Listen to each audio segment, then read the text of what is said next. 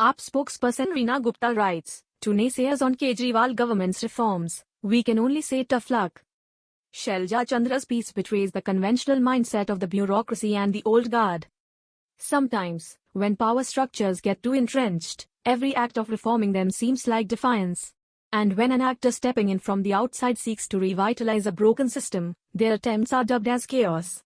Since 2014, the Arvind Kejriwal government has sought to infuse new energy into the dilapidated governance system, and if naysayers resist these changes, tough luck is all that we can say. Shailja Chandra's article, With Great Power, Respect, May 12, is a remnant of old attitudes. It betrays the conventional mindset of the bureaucracy and the old guard. What is most surprising is that despite having been a career civil servant, the writer has not mentioned civil services reform, and has squarely laid the blame on the Kejriwal government. The need for civil services reform is evident from the meaning of the word bureaucratic used in common parlance. It means connected with bureaucracy or bureaucrats and involving complicated official rules which may seem unnecessary. Clearly, common people perceive bureaucracy more as a hindrance than a solution. Scholars of the Indian civil service system, like K.P. Krishnan and T.V. Somnathan, have noted that in respect of the neutral and fair implementation of the rule of law in dealing with individual citizens, the powerful and the influential have often received favorable treatment with the poor and the weak often treated shabbily. Another malaise of the system is that promotions in the services are not linked to the outcomes that the civil servant has generated on the ground. Krishnan and Somnathan also point out that despite legal and constitutional protections, the service has not adequately resisted political interference, partly because of the incentive structure. They also observe that the civil service has not performed well when it comes to providing effective public services and promoting economic development. This is largely due to, among other things, inconsistent or arbitrary application of known policy, delays in decisions, transaction costs in money and time due to bribery, and lack of competence. It would be worthwhile to have these issues addressed, instead of using the old playbook of just blame the politicians. Shailja Chandra has rightly noticed that the bureaucracy in Delhi answers to multiple bosses. However, the areas in which these bosses, or to use a more suitable word authorities, exercise their powers have been very carefully delineated by the Constitution of India, laws passed by Parliament and the Delhi legislature.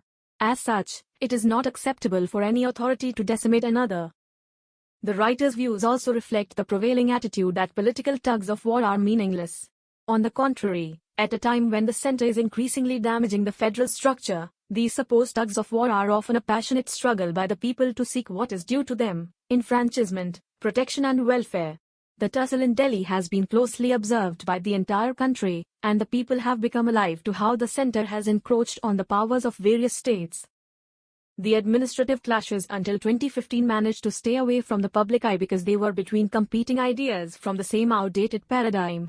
But the Aam Aadmi Party came in with revolutionary ideas. At that time, the thought of high-quality education being provided in government schools was a dream so distant that no administrator even attempted it. And free health services were so unimaginable that most considered it a fool's dream. Thus, AAP challenged the old ways of the administration, and many officers saw the scope to be more proactive and innovative. In these social times of media times, people find out about political events with the swipe of a finger. So, when administrative clashes do happen, they are bound to be noticed by the public. What the writer has also got wrong is that Kejriwal did not come with a long political and administrative acumen. On the contrary, as a former civil servant, he had closely seen the rot in the system. He had first-hand experience of how corrupt politicians were often hand in glove with corrupt officials. Kejriwal understood the nuances of government procedure, but not with complacency. He argued for robustness in the system, and responsiveness from officials. Many civil servants also welcomed this. He and his ministers did see some officials as part of the problem but also acknowledged those who were honest, committed and efficient. AAP and its leaders had the idealism of youth which many in the system found unpalatable. Kejriwal did not believe in power games and their diplomatic ways, because for him politics was a means for the welfare of the country, not an arena for massaging egos. In 9 years of the AAP government, honest and efficient officers have continued to find their voice and implement ideas with robustness. The freedom, trust and respect that the writer has spoken of are already present in the Delhi government.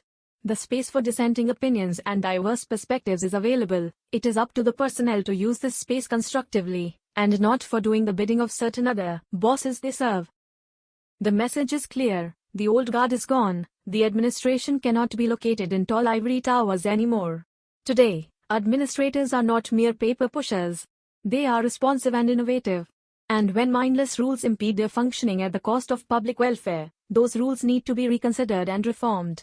It is not just elections that make it a people's government, it also requires a robust, responsive and compassionate bureaucracy. The writer is national spokesperson of AAP,